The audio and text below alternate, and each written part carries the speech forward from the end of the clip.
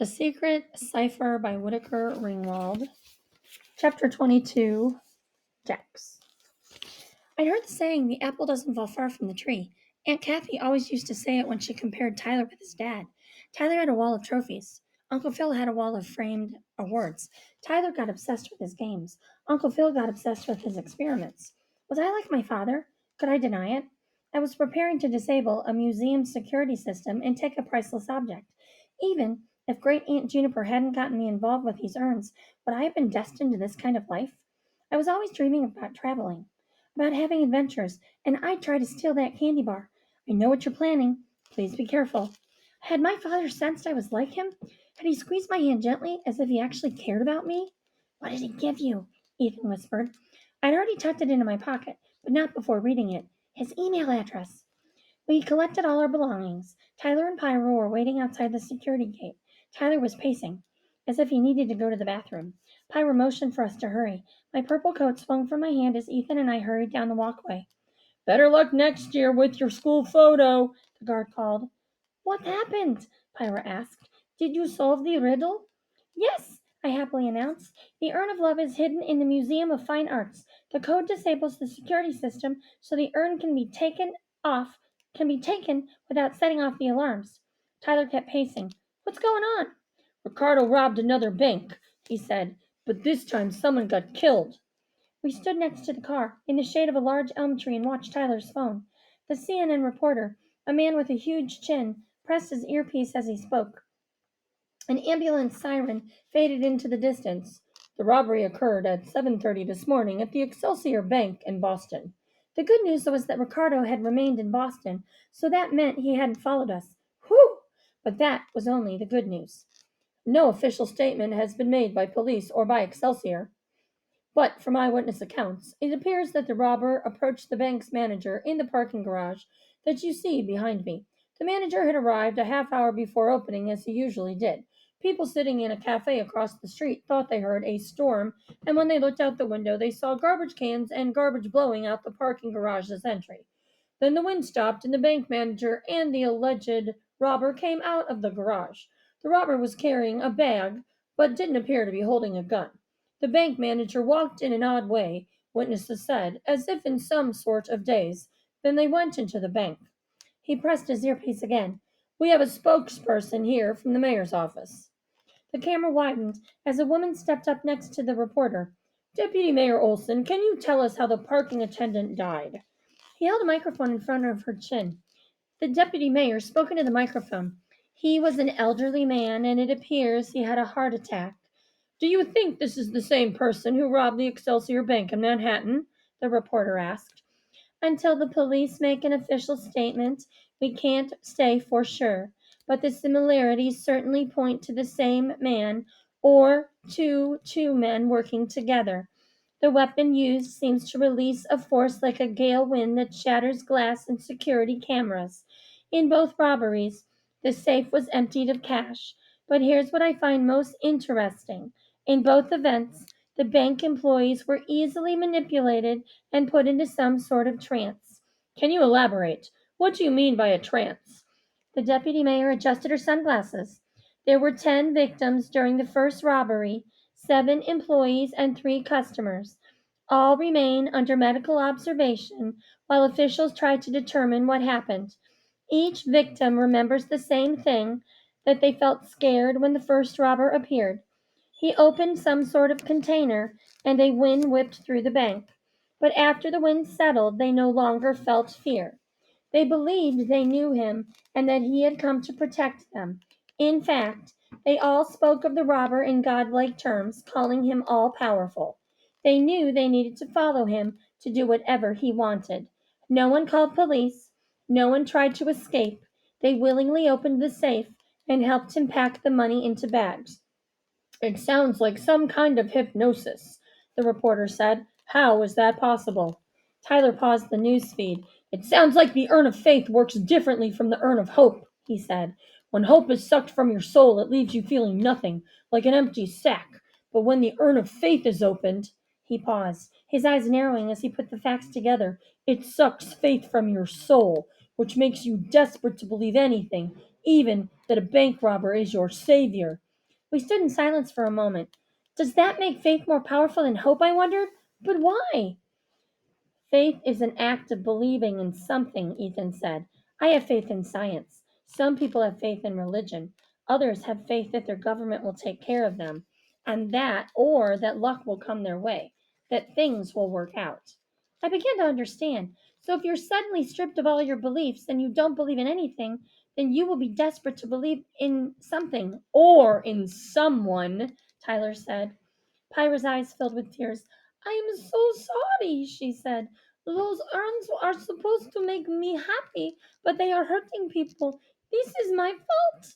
It's not your fault, Tyler said, wrapping an arm around her shoulder. Ricardo is the one to blame. You did nothing wrong. A sinking feeling hit me hard and I grabbed Ethan's arm. Imagine what the urn of love will do if all the love is sucked out of you. We all looked at one another. A person without love would have no empathy, Ethan said. A person without love wouldn't care if others got hurt. There's no time to waste, Tyler said. The quest to find the urn of love has begun. Museum of Fine Arts, here we come. Chapter 23. Ethan. Fact. Stealing an artifact from a museum is considered a felony. A felony is a crime that carries a 1 year or more prison term. A misdemeanor is a crime that carries less than a year's imprisonment and or fine. Felonies include murder, assault, arson, and burglary. The length of time a thief is sent to prison is often determined by the value of a stolen object. We were about to steal a magical object. You can't get more valuable than that. Jax kept saying we wouldn't be stealing, since the museum never purchased the urn of love, and had no idea that it was hidden inside Aphrodite's head. It's just like getting something from the lost and found, she said. Great Aunt Juniper left it there, and we're going to find it. Well, I'm not sure Jax's logic was sound. We would certainly be vandalizing, and that's bad enough. Don't worry, Jax told me as we drove away from Brookville. No judge or jury is going to throw us into prison. We're minors. I didn't tell her that in some cases minors could be tried as adults. We had enough to worry about. So instead of imagining what it would be like to spend the rest of my life in prison, I focused on the good news. Our parents thought we were spending a second day at the comic book festival, so in a small way, returning to Boston made me feel better. Jax told Pyra and Tyler everything that we'd learned from Isaac Romero. When she forgot the small details, I filled in. Pyra stared out the windshield, not saying a word. Tyler kept glancing at her. You okay? She didn't answer. Her shoulders were slumped. Was she thinking about the garage attendant who died? Was she feeling afraid like me? We better make a plan, Jack said. Yes, I agreed. A plan was good. A series of directions leading to a determined outcome was better than winging it. A plan was something to focus on. Here's what we decided to do. We'd locate Aphrodite's head. Then, 15 minutes before closing, Jax would enter the women's bathroom and type in the code using my phone. Once she disabled the system, she'd call Tyler. Then Tyler and I would create a distraction by getting into a loud argument. Because Pyra was the only one of us who wasn't terrified to hold the urn, she would open Aphrodite's head, get the urn of love, then set the head back in place. Then we'd all meet in the lobby and walk out as if nothing happened. It sounded good, but as we all know, plans don't always go as planned. Pyra didn't say a word throughout the discussion. She'd been so nice and cheerful during most of this. I wondered why she suddenly become so quiet.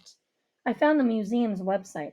It's one of the largest collections in the country, containing more than 450,000 works of art. The head of Aphrodite is called the Bartlett Aphrodite. It's in the Greek and Roman Sculpture Gallery. That's number 211 on the map.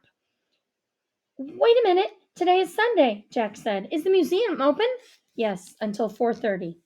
We'll have to use the credit card to get in, Tyler said, but that's okay. Mom and Dad will love that we went to the art museum. Pyra continued to sit in silence. What's the matter? Jax asked. Why are you so quiet? I am afraid to fail, she said. I am afraid to disappoint Zeus. I shuddered. What would Zeus do if she didn't bring back the other two urns? I thought about Cepheus and the boulder and Prometheus and the liver eating. The worst punishment my parents had inflicted upon me was to make me give up watching the news. But that only lasted 2 days. Tyler put his hand on her shoulder. You won't disappoint him, he said. But one man has died. Her eyes filled with tears. What if more die? It will be my fault. It won't be your fault, Tyler said gently. Your dad is the one who stole the urns and buried them. He's the cause of all of this. Pyra pulled away. But I am my father's daughter, in my world. If you share the blood, you share the blame. That's the stupidest thing I've ever heard, Jack said. It's not your fault our fathers committed crimes. We are separate people. They make their own choices, we make ours. Besides, Ricardo is the one who's using the urns for evil. He's to blame. Tyler scooted closer to Pyra and wiped a tear from her cheek. Listen, if Zeus gives you a hard time, I'll talk to him. My mouth fell open as I imagined that scenario. Tyler Hotch telling the king of the gods to give his girlfriend a break? That was the most ridiculous thing I'd ever heard. Pyra must have thought so too because she laughed. Then she said, You have the heart of a hero, but the body of a gamer, Jax whispered in my ear. She stuck a finger in her mouth and pretended to gag. I agreed. It was bad enough that we were in this predicament, but having to watch Tyler and Pyra flirt was making it worse. It was late afternoon when we reached the museum. The sidewalk was crowded with tourist groups. There was even a group of comic book festival people dressed like ninja pirates. After Tyler found a parking spot, I downloaded an image of our target. Here she is, I said, showing them the photograph. Aphrodite's head was carved in stone and mounted on a stand. A portion of her nose was missing, as if she'd been dropped on her face. Tyler began to open the car door when I said, Can we please go over the plan again? I started to feel uneasy and I wanted to make sure I'd memorized all the details. That's when my phone rang, which reminded me that we needed to check in with our parents. But then I read the screen. Incoming call from Ricardo. Jack scooted across the seat. Can he trace us? She asked. He shouldn't be able to. The GPS is still disabled.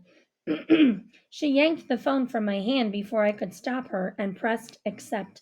This is Jax Malone. Tyler and Pyra turned around, watching from the front seat. Jax pressed the speaker button, and a familiar voice filled the car. Hello, Jacqueline. How are Ethan and Tyler? I hope you are well. My body immediately went into fight or flight mode. As adrenaline flooded my veins, my heart began to pound. My hands began to sweat, and my stomach tightened. I wanted to go home and hide in my room. I wanted Ricardo to go away. Jack scowled at the phone and tightened her grip, her fingertips turning white. Don't pretend you care about us. What do you want? Give me the urn of hope, and I will reward you. How does $100,000 sound? We don't want your stolen money. A man died because of you. There was an exasperated sigh. People die every day. Those who stand in my way will suffer the consequences. But there is no need for you, Ethan, or Tyler to suffer. You can join me. Join you? The camels were imbeciles, Jacqueline. I should have never hired them. But you're smart. With hope, love, and faith in our hands, we can rule the world. She put her hand over the speaker and whispered to us, He wants to rule the world? He's totally crazy. This is just like a comic book, Tyler whispered back. Ask him why he robbed the banks, Ethan whispered. She uncovered the speaker. Why did you rob those banks? Every great venture needs funding, Jax, and with enough money, I can have anything I want. And so can you, but only if you join me. Jax took a deep breath, her eyes flashing. We'll never join you. Ricardo chuckled. You do not understand, do you, Jax? The urns are too powerful for children to manage. But I know how to wield them. I understand their potential. He paused. There was a clicking sound, then came the question that sent a chill straight up my spine. Why are you at the Museum of Fine Arts? Jax gasped. We looked at the windows. Was he watching us? Was he parked outside? How would we recognize him? Pyra pointed at the phone. Leave them be, she said. Who is that? Ricardo hissed. Who is with you? Pyra put a hand to her mouth, realizing she shouldn't have spoken. The last thing we needed was for her to reveal her identity to Ricardo. He'd paid people to kidnap Great Aunt Juniper. I imagine he'd do anything to get his hands on the one person who knew more about the urns than any other person in the world. Tyler grabbed the phone from Jax. Then he used the same obnoxious voice that he used for his voicemail message. Hello, Ricardo. This is Tyler Hatch. I'm going to propose an entirely different scenario. You give us the urn of faith and we won't contact the police and give them your phone number. I thought you were a genius, Tyler Hatch. You know as well as I that we cannot involve the police in this manner. Can you imagine what would happen if the government got its hands on one of the urns? As he paused, we heard the sound of an engine starting. Boston is a lovely city. Are you going to the museum for a particular reason? We don't know what you're talking about, Jack said, a slight tremor in her voice. I know you are outside the museum at this very moment. I will meet you there shortly, and we can discuss. Jax ended the call. She stared at me wide eyed. What do we do? He's still tracking us, I realized. It wasn't my phone after all. He's put a tracking device somewhere else. I bet it's on the car. We do not have much time. He said he would meet us shortly. Pyra grabbed the door handle. That means he is not here yet, but he is on the way. I swallowed hard. Rule the world. That's what he'd said. Was that every villain's goal? What if he turns the urn of faith on us? I asked. He could convince us to tell him everything we know. He could convince us to help him. That was a horrid possibility. I shuddered. I had my allergy shots on Wednesday. Is it too late to turn back and forget any of this happened? We can't let him trap us, Jack said, but we'll have to deal with him eventually because he has faith. The urns can't be destroyed until all three are delivered to Zeus. Isn't that what you said? Yes, Pyra confirmed. There were too many challenges to face. I didn't know where to begin. What do we do? I asked, my voice cracking. The best way the best way to get through Cyclopsville and to the Cyclops King is to do one thing at a time, Tyler said calmly. The strategy is the same for us. We focus on the task at hand, getting the urn of love. Then we'll deal with the urn of faith. You do not have to risk your lives, Pyra told us. Your monument stated that you have the right to life, liberty, and the pursuit of happiness. You are not obliged to help me. I will understand if you wish to end this quest. We looked at each other. For a moment, I wanted to yell, Yes, and the quest! But I didn't, because I knew that no matter how terrifying this was, we had to do it. We had to succeed, because no one else could do it for us. And if Pyra failed, then she'd have to face one of Zeus's punishments. Let's go, I said. Jax grabbed her purple coat. I made sure my baseball cap was secure, and we scrambled out of the car. As we walked toward the museum, we passed by a huge statue of a Native American man sitting on a horse. He was bare chested and wore a loincloth and a headdress. His arms were spread wide and his face was turned up to the sky. The statue's plaque read, Appeal to the Great Spirit. He's asking his gods for help, Pyra said. I only hope his gods are more forgiving than mine. So did we all.